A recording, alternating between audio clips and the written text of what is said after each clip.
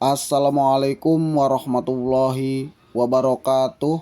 Balik lagi dengan Abiu DM Channel. Oke teman-teman, gimana kabarnya untuk hari ini? Mudah-mudahan tetap dalam keadaan sehat terus. Untuk di kesempatan kali ini gua akan sedikit memberikan pembahasan terkait verifikasi tatap muka Grab dan harus diperhatikan beberapa hal ketika datang ke kantor untuk verifikasi tatap muka. Jangan sampai kita disuruh pulang lagi oleh pihak kantor Grab. Jadi harus benar-benar diperhatikan beberapa hal-hal berikut ini.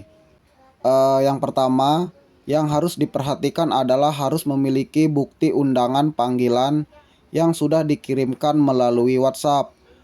Bukti undangannya itu wajib ditunjukkan pas datang ke kantor Grab, karena kalau kita tidak bisa menunjukkan bukti undangannya, maka akan ditolak dan akan disuruh pulang lagi. Jadi pastikan kita sudah memiliki undangannya teman-teman.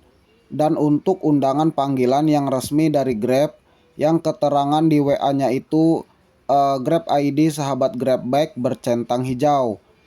Kalau undangan selain dari Grab ID sahabat Grab Bike, itu bukan undangan resmi dari WA Grab teman-teman.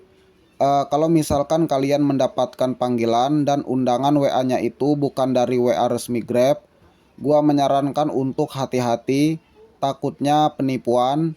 Jangan mau kalau ketemu aktivasi di luar area kantor Grab. Tapi kalau misalkan diarahkan ke kantor Grabnya nggak masalah, untuk coba-coba aja siapa tahu benar. Soalnya gua tidak bisa memastikan benar atau tidaknya kalau panggilannya itu bukan dari WhatsApp resmi Grab. Gua cuma menyarankan untuk hati-hati aja, takutnya penipuan. Soalnya kalau untuk panggilan resmi, pasti undangannya akan dikirimkan melalui WA resmi Grab, Grab ID sahabat Grab Bike bercentang hijau. Lalu yang kedua, yang harus kita perhatikan adalah KTP. Pastikan ketika kita datang ke kantor Grab untuk verifikasi tatap muka, KTP milik kita jangan sampai dalam keadaan rusak atau blur. Soalnya kalau KTP rusak atau blur, tidak terbaca dengan jelas, maka akan ditolak dan akan disuruh mengurus KTP yang baru.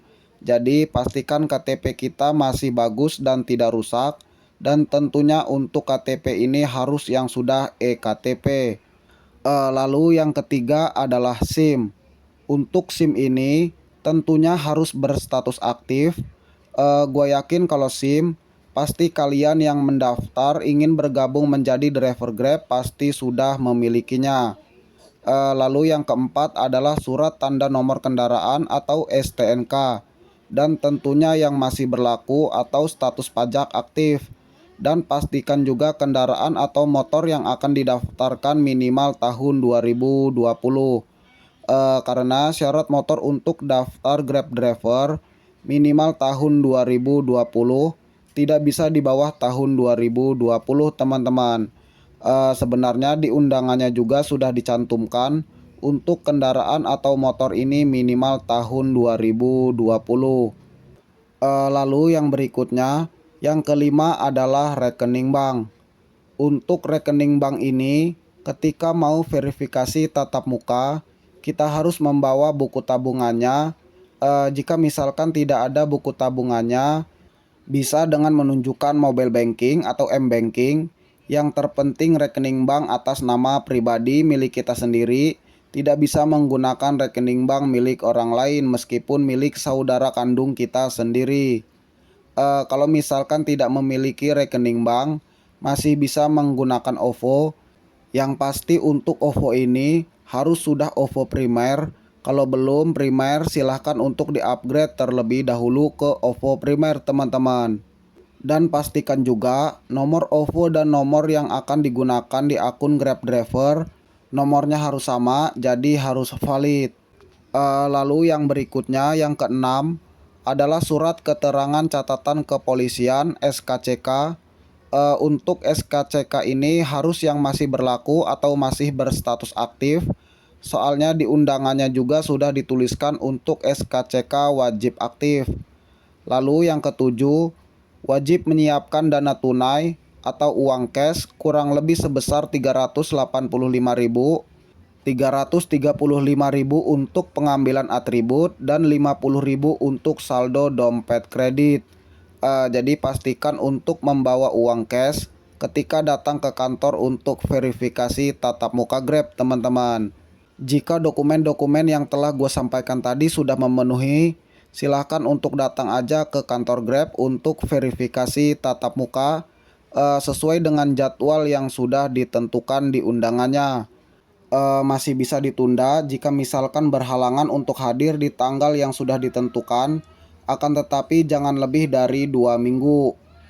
Oke teman-teman, jadi itulah beberapa hal yang harus kita perhatikan saat datang ke kantor Grab untuk verifikasi tatap muka agar kita tidak disuruh pulang lagi sama pihak kantor Grabnya. Dan mungkin hanya itu aja sedikit pembahasan yang bisa gua sampaikan untuk di kesempatan kali ini.